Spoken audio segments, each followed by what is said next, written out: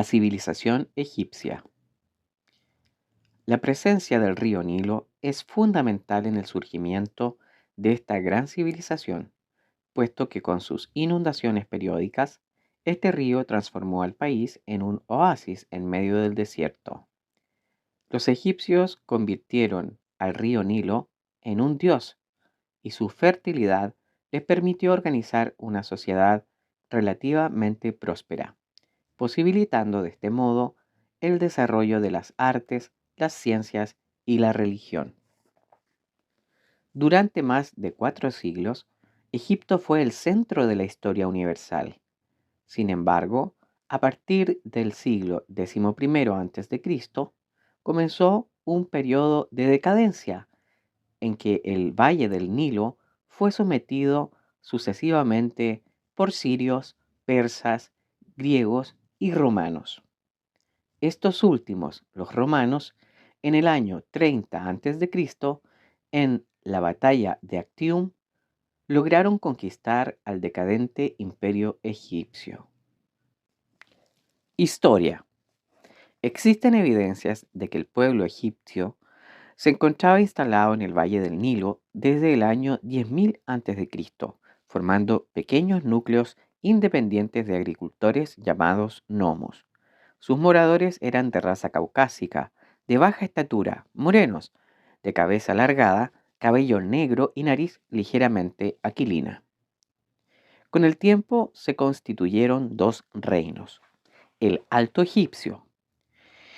El reino del Alto Egipto, localizado en el territorio sur del Valle del Nilo hasta la Primera Catarata, y además el Bajo Egipto, en la zona formada por el delta del río. Hacia el año 3200 a.C., el legendario rey Menes, soberano del Alto Egipto, unificó el Alto y el Bajo Egipto. Este acontecimiento significó el inicio de una gran civilización. El Imperio Antiguo. Este imperio se inicia con la unificación del Alto y Bajo Egipto, y su primer soberano fue Menes, quien más tarde pasó a llamarse Faraón. El Imperio Antiguo alcanzó su apogeo bajo los faraones de la tercera dinastía, Keops, Kefren y Miserinos, quienes mandaron construir las grandes pirámides que llevaron sus propios nombres. El poder del faraón, que en un principio era totalmente absoluto, se fue poco a poco debilitando con el tiempo. Se produjeron incursiones guerreras de pueblos vecinos, rebeliones populares y el surgimiento de reinos independientes, lo que llevó a una desintegración del imperio. La civilización egipcia se localizó en el noreste del continente africano, en el valle del río Nilo, el cual se hallaba rodeado de dos mares, el Mar Rojo al este y el Mar Mediterráneo al norte, y dos desiertos, el de Libia al oeste y el de Etiopía al sureste. El Imperio Medio comenzó cuando los príncipes de Tebas lograron reunificar Egipto y terminar con los reinos independientes, estableciendo en Tebas la capital del imperio. Se mantuvo, sin embargo, el predominio del poder de los principados locales por sobre el gobierno central. Esta situación cambió con el advenimiento de la 12ª dinastía, cuyos faraones lograron recuperar, en parte, el antiguo poder y dieron comienzo a un periodo de bonanza para las clases populares, suprimiendo algunos impuestos y repartiendo tierras sin distinciones sociales. Se fortaleció de este modo el poder del faraón y se inició una de las etapas más florecientes de la civilización egipcia, que se ha llamado el período clásico. Al finalizar la 12ª dinastía, se produjo nuevamente el caos en el imperio, con las rebeliones de la nobleza que buscaba restablecer su antiguo poder. El país solo volverá a unificarse durante la 14ª dinastía, como reacción frente a la invasión de los Hicsos, un pueblo guerrero de Asia Occidental que utilizaba el caballo y el carro de guerra. Imperio Nuevo. Este imperio nuevo se inició cuando Amasis I, príncipe de Tebas, logró vencer a los Hicsos expulsándolos de Egipto luego de una larga guerra. Los faraones de este periodo fueron grandes guerreros que recorrieron victoriosamente Fenicia, Palestina y Siria. Entre ellos se destacaron Tutmosis III, que valiéndose de la guerra y de la diplomacia, creó un gran imperio. Amenofis IV o Ikhatón de la 18ª dinastía, quien intentó imponer durante su reinado una reforma religiosa que reemplazaba al dios Amón por el dios Atón como único dios de Egipto.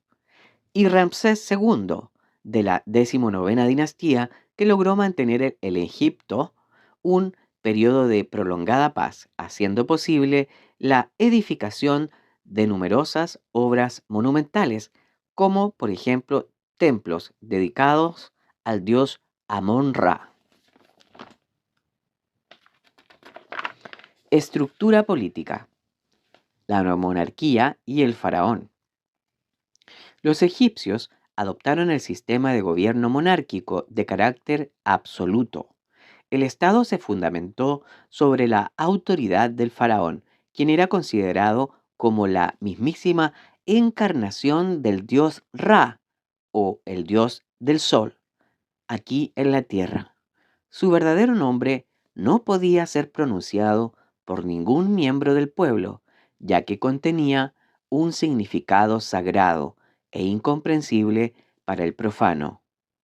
Es por ello que solo se le decía faraón, que significa gran cosa, o también significa palacio, nombre que con el tiempo llegó a identificar al propio monarca. De esta manera el faraón concentró en sus manos atribuciones religiosas, legislativas, judiciales, administrativas, militares y económicas. Cuando la organización del Estado se complicó más, el faraón se ayudaba con una especie de primer ministro, el visir, que podía intervenir en todos los asuntos del gobierno. El cargo de visir nunca fue hereditario, aunque durante algunos periodos fue desempeñado por miembros de una misma familia. Su elección pertenecía exclusivamente al faraón. En algunas ocasiones accedieron a él personas de condición humilde.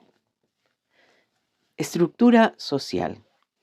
La sociedad egipcia estaba formada por estamentos claramente diferenciados, que tendían a no mezclarse entre ellos.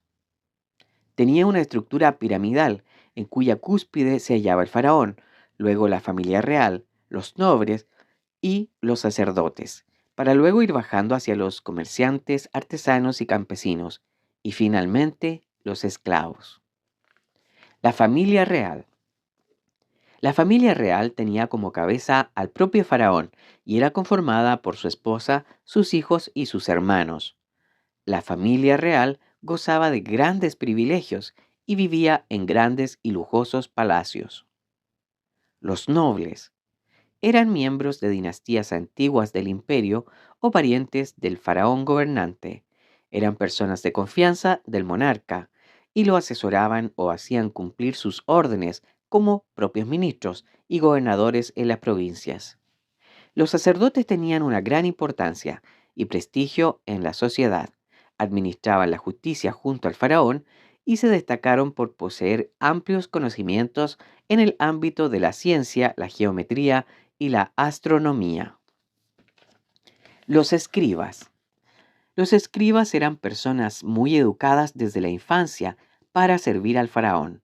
Sabían leer, escribir y hacer cálculos matemáticos. Se encargaban de recaudar los impuestos del imperio, los cuales, antes de la invención del dinero, se pagaban en especies o con trabajo.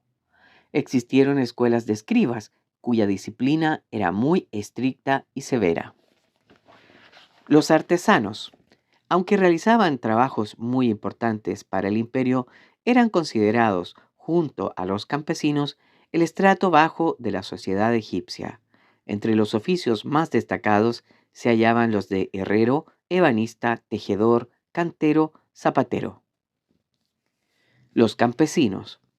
Los campesinos eran el grupo social más numeroso de Egipto, y aunque fueron considerados un estamento bajo de la sociedad que tenía que pagar elevados impuestos, en realidad gran parte del esplendor alcanzado por esta civilización de la antigüedad se debe al trabajo que los campesinos realizaban, drenando los pantanos, preparando la tierra y cultivando cereales, hortalizas, legumbres y viñedos. Los esclavos. Los esclavos eran de diverso origen y podían ser prisioneros de guerra, formar parte de un pago de tributos o una especie de mercancía comprada en el exterior. No tenían ningún derecho y podían ser vendidos, arrendados o utilizados en diversas actividades. La mayor parte de ellos era propiedad del faraón, que los destinaba a las labores domésticas del palacio, las tareas agrícolas, el trabajo en las minas y en las construcciones de la época, como por ejemplo la construcción de las pirámides.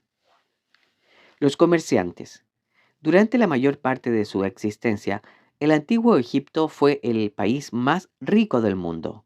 Los egipcios cultivaban más alimentos de los que necesitaban, por lo que exportaban el excedente, lino, papiro y pescado seco a cambio de artículos de lujo como incienso, plata y madera fina de cedro.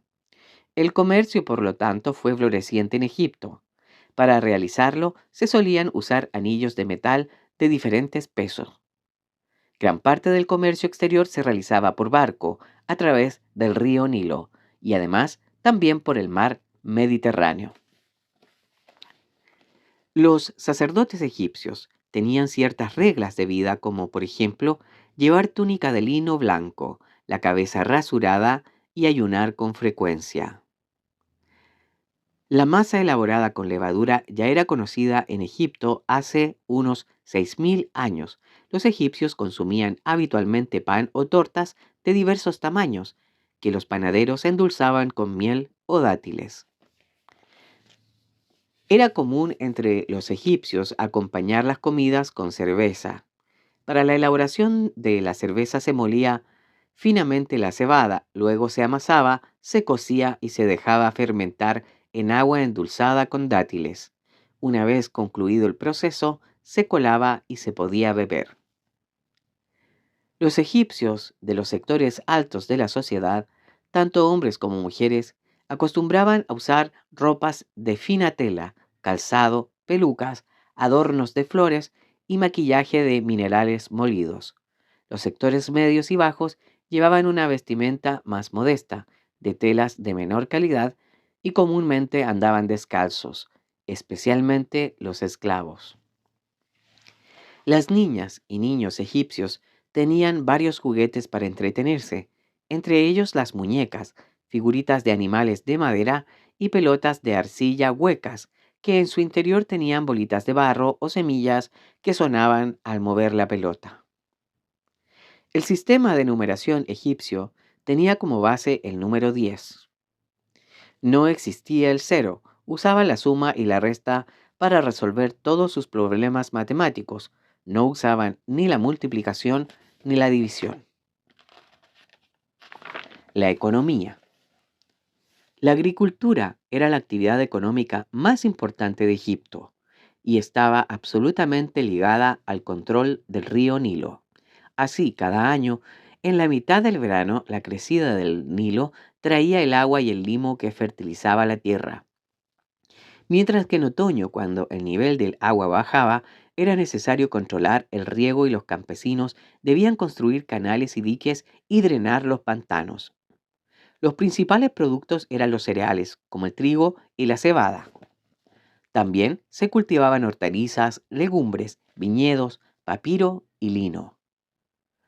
Las labores agrícolas se complementaban con la ganadería, destacando la crianza de vacunos, caprinos y ovinos. Hacia el año 1700 a.C., con la invasión de los Hicsos, se introdujo la crianza de caballos. La artesanía constituyó un complemento de la actividad económica y en las ciudades existían talleres de cerámica, tejidos y papiro. Se destaca también la construcción de barcos, la explotación de las canteras y la fabricación de textiles cerámica y vidrio. Como no existía el dinero, se utilizaban en algunos casos las joyas como medio de intercambio, aunque lo más común era el trueque. La alimentación. La base de la dieta de los egipcios la constituían los productos agrícolas obtenidos en sus propias tierras y regadas por el río Nilo, que era la fuente de vida en medio de un territorio desértico.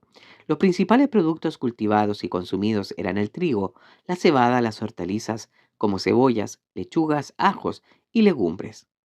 También disponían de frutas como higos, sandías, melones, uvas, consumida en forma natural o elaborada como vino. Los egipcios también incorporaban en su alimentación la carne, que podía provenir de la caza de una presa salvaje o de un ave, de la cría también del ganado vacuno, caprino u ovino, o bien de la pesca de varias especies. La vivienda. Los egipcios construyeron casas de adobe hechas de barro del río Nilo, que se mezclaba con paja y pequeñas ramas. La mezcla obtenida se depositaba en moldes y se secaba al sol. Las viviendas de las personas acomodadas eran más amplias, con varias habitaciones que se revestían de yeso, y los muros interiores podían ser pintados con paisajes o figuras geométricas.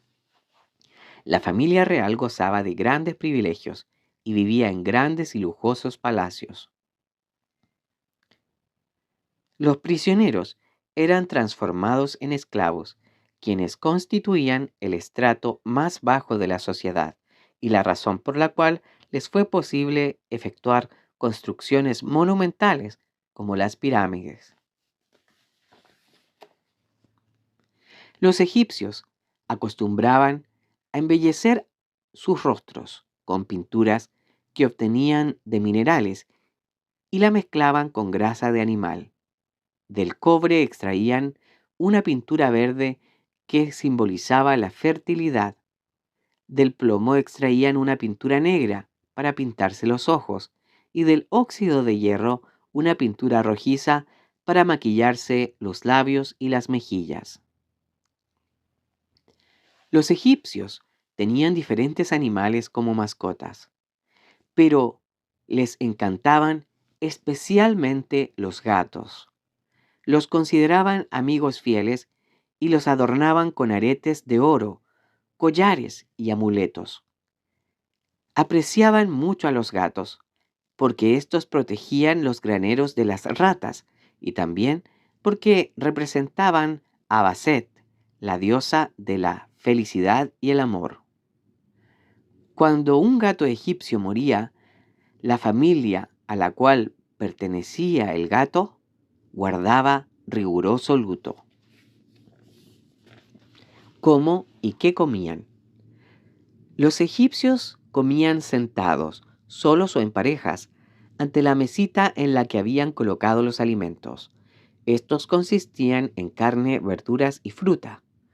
Las clases bajas tenían una alimentación mucho más austera: pan, algunas verduras y cerveza, pues esta se utilizaba como alimento, no solo como bebida. La familia no se reunía para desayunar. Al padre se le servía el desayuno en cuanto terminaba su aseo, y dicho desayuno consistía en pan, cerveza y alguna loncha de carne fría o un pastel. La madre desayunaba mientras procedían las sirvientas a su arreglo personal o inmediatamente después. La distribución en las viviendas egipcias no difería mucho de la nuestra. Las primeras piezas o espacio público solían ser de recepción de visitas. La habitación más grande y alta es la sala central, el espacio de reunión y donde se realizan las comidas, si bien en el antiguo Egipto se utilizaba en muchos casos para la noche como dormitorio. Al fondo de la casa se encontraban las zonas más reservadas, los dormitorios y la cocina dotada de una escalera que subía a la terraza y la despensa. La religión. La religión era un elemento básico en la vida de los egipcios y era lo que daba unidad a su civilización, tanto en los aspectos políticos, sociales como económicos. Como eran un pueblo agrícola, divinizaron en primer lugar las fuerzas de la naturaleza, especialmente el sol, a quien rindieron culto de acuerdo a sus etapas durante el día. Horus, hijo de Isis y Osiris, representa al sol naciente. Ra es el disco solar en su plenitud y Osiris el sol poniente, que muere todos los días. Los egipcios se caracterizaron por ser un pueblo politeísta, es decir, creían y tenían devoción por gran cantidad de dioses. Aunque durante el reinato de Amenofis IV se trató de imponer el monoteísmo proclamando el culto exclusivo al dios Atón, esta reforma religiosa no prosperó. Basándose en lo anterior, el historiador Heródoto afirmó que los egipcios eran los más religiosos de los hombres. Los dioses egipcios representaban todos aquellos elementos que los egipcios no podían explicarse, especialmente las fuerzas de la naturaleza, el bien, el mal, etc. Los dioses estaban por sobre las personas y era necesario rendirles culto y ofrecerles sacrificios. Eran representados en las pinturas con formas de animales y también formas humanas. Inicialmente los dioses fueron propios de cada localidad, sin embargo, con el transcurso del tiempo, se transformaron en dioses nacionales. Entre los más destacados se encuentran Ra, Amón o Amón-Ra, es el dios solar, creador del universo, un ser perfecto y eterno. Osiris, dios del bien, encargado de presidir el juicio de los muertos. Representa al sol poniente. Isis, diosa madre, protectora de la familia y esposa de Osiris. Representa a la luna. Horus, dios del sol naciente, hijo de Osiris e Isis, vengador de su padre asesinado por Set. Anubis, dios con cabeza de chacal. Su cometido era guiar al muerto en el más allá, iluminándolo con la luna, además de presidir las sepulturas. Set, dios del mal y de las tinieblas, hermano y asesino de Osiris. Tot, dios de la sabiduría, controla la astronomía, el cálculo y la escritura, y participa en el juicio de los muertos, pesando cada corazón en una balanza. Las creencias sobre la muerte y la otra vida. Para los egipcios la vida no terminaba con la muerte, sino que el espíritu continuaba viviendo y se reunía con el cuerpo luego del juicio que Osiris efectuaba sobre las almas de los muertos. Para que la reunión entre el alma y el cuerpo se efectuara, era necesario conservar el buen estado del cuerpo que se había tenido en esta vida, razón por la cual los egipcios momificaban los cadáveres. Primero se procedía a extraer los órganos internos, luego se depositaba el cuerpo en una solución salina y más tarde este era rellenado y envuelto en telas perfumadas. Por último, el cuerpo momificado era depositado en un ataúd de madera, llamado sarcófago, que reproducía la cara y el cuerpo del difunto. Los egipcios creían que una vez que morían, su espíritu era llevado ante el dios Osiris para ser sometido a un juicio por las acciones realizadas durante su vida. En el juicio de los muertos se pesaba el corazón del difunto en una balanza contrapesada con una pluma, símbolo de la verdad y la justicia. Si la balanza permanecía en equilibrio, la persona era aceptada por Osiris y pasaba a gozar de la eterna felicidad en compañía de los dioses. De lo contrario, el difunto era devorado por un monstruo y destruido. Las tumbas. Junto al cadáver momificado, se colocaban en las tumbas vestidos, alimentos, muebles y pinturas del difunto para dejar constancia de sus costumbres y forma de vida. A veces se excavaban en las montañas galerías de varios metros de largo para ir a depositar los restos mortuorios en un sitio inaccesible o se construían, en el caso de los faraones, enormes tumbas mortuorias, que conocemos como pirámides. Además existieron otros monumentos funerarios llamados mostabas, que eran tumbas de nobles señores y familiares del faraón que se agrupaban en torno a las pirámides. Dioses vivos. Los egipcios apreciaban a todo el ganado. Un tipo especial fue un buey vivo, todo negro y con un triángulo blanco en la frente. Este era sagrado para Osiris. En vida, el buey Apis vivía en un lugar cercano a Menfis, y cuando moría era momificado y enterrado en una gran tumba de piedra, casi como un faraón. Taweret, la diosa de los hipopótamos, era una de las diosas más populares de Egipto. Ella protegía a las madres y a sus bebés. No se le levantaban templos, pero en casi todas las casas se encontraba una estatuilla suya. A los antiguos egipcios les gustaba mucho las joyas de oro, y aunque no tenían piedras preciosas, utilizaban piedras de colores para fabricar sus joyas, como por ejemplo el lápiz lazuli azul, la cornelia roja y la turquesa. Ambas en las tumbas egipcias estaban presentes. Las tumbas egipcias contienen una gran cantidad de joyería que fue enterrada con los muertos para que la pudieran disfrutar en el más allá. Los egipcios usaban un instrumento ceremonial llamado sechechet, que no era otra cosa que un sonajero o cascabel sagrado. Estaba asociado especialmente a la diosa Hathor, aunque se utilizaba también en los cultos a Isis y a Amón. El sonido cadencioso que proporcionaban se consideraba altamente protector. Era usado fundamentalmente por las sacerdotisas de los cultos a los que se asociaban y al parecer se vinculaban a la fertilidad como su diosa primordial. A partir de la 18ª dinastía en la región de Tebas, la esposa del dios, primero la reina y a partir de Ramsés VI, una hija del rey, tenía entre sus funciones la de agitar el cascabel en los rituales. Esto con el fin de tranquilizar a la diosa y estimularla en la conservación de la fertilidad. En la actualidad aún podemos escuchar el sonido de estos cascabeles en las ceremonias religiosas cristianas de Etiopía. Las pirámides. Las pirámides eran monumentales construcciones funerarias destinadas a conservar los restos momificados de los propios faraones.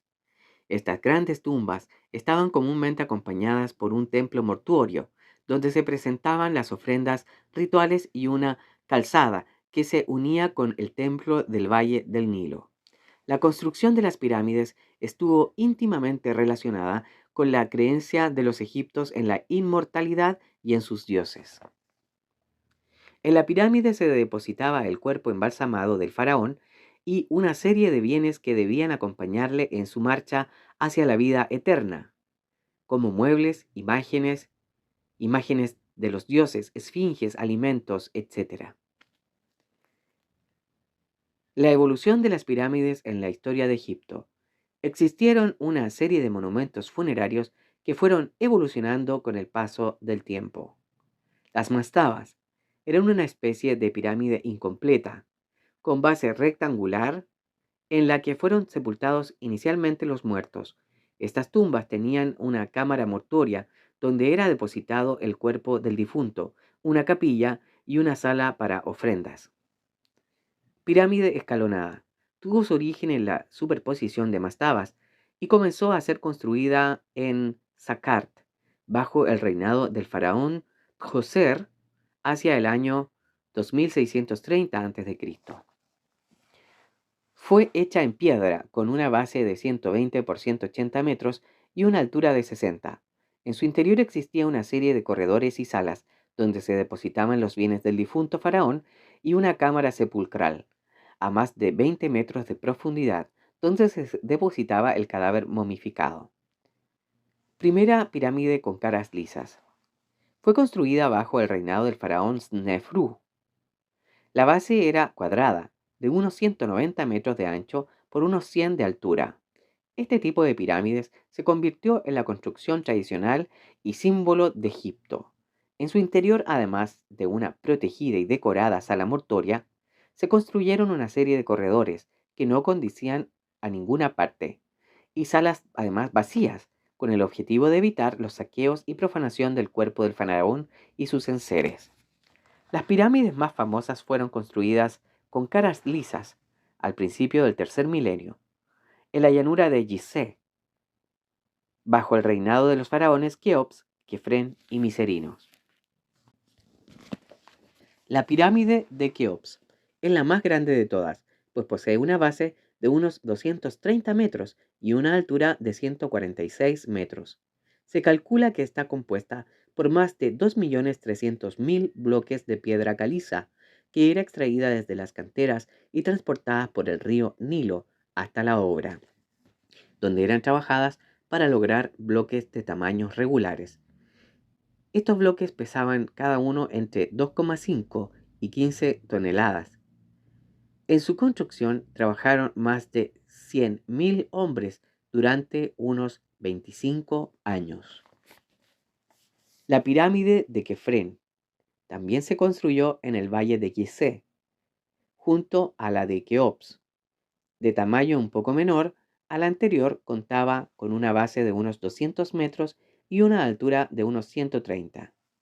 La pirámide de Miserinos, ubicada en el mismo sitio y siguiendo el mismo estilo de las anteriores, es la menor de las tres, con una altura de unos 60 metros en su interior. Hacia fines del Reino Antiguo comenzó a decaer la construcción de las pirámides, las que fueron cada vez más escasas y de menores dimensiones. Posteriormente, las pirámides desaparecieron como monumentos mortuorios de los faraones, siendo reemplazadas por los hipogeos, que son tumbas excavadas en la roca. La Esfinge. La Gran Esfinge de Giza es un monumento que representa a un león con rostro de persona, la cual lleva sobre su cabeza un tocado real.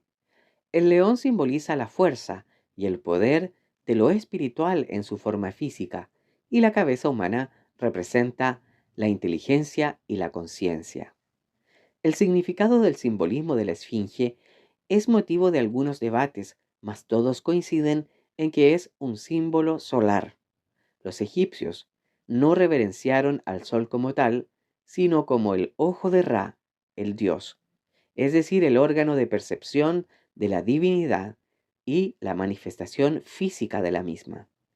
La esfinge está excavada de un único montículo de roca viva de 73 metros de largo y 20 metros de altura. Frente a la esfinge podemos observar el templo de la esfinge, que sería supuestamente de la cuarta dinastía y que fue probablemente dedicado al culto de las tres formas del sol: el sol naciente, el del mediodía y el del atardecer. La esfinge es un coloso de piedra de una altura de 20 metros y una longitud de 73 metros que domina la necrópolis de Menfis. En una de las expediciones de Napoleón a comienzos del siglo XIX, uno de sus soldados encontró una piedra llamada la Piedra de Rosetta, que tenía una larga inscripción en tres idiomas. Una parte era en griego, otra un jeroglífico y la última una forma simplificada de la escritura egipcia. Un científico francés, Jean-François Champollion, estudió las escrituras de la piedra de Rosetta y advirtió que ciertas palabras del texto jeroglífico estaban encerradas en un anillo ovalado. Pensó que los nombres así destacados eran de reyes, y como en el texto griego estaban mencionados los soberanos Ptolomeo y Cleopatra, Champollion identificó estos dos nombres con los inscritos en los anillos ovalados. hipótesis que luego se confirmaría. Al contrario de lo que podía pensarse, la escritura egipcia no es complicada. Se compone de dos tipos básicos de signos, los ortográficos y los simbólicos o jeroglíficos, llamados también ideogramas. Enigma de la Esfinge. La Esfinge es un monumento misterioso y antiquísimo. En la época del faraón Tutankamón, la Esfinge tenía ya 1200 años. Fue el tatarabuelo de Tutankamón quien restauró el monumento que se creía Tutmosis, tatarabuelo de Tutankamón, se quedó dormido en una partida de caza a la sombra de la cabeza de la Esfinge, que entonces estaba enterrada en la arena hasta el cuello. Esta se le apareció en un sueño y le dijo: Hijo mío, libérame de estas arenas y te convertiré en rey de Egipto. Tutmosis la hizo despejar y restaurar, y más tarde fue coronado faraón.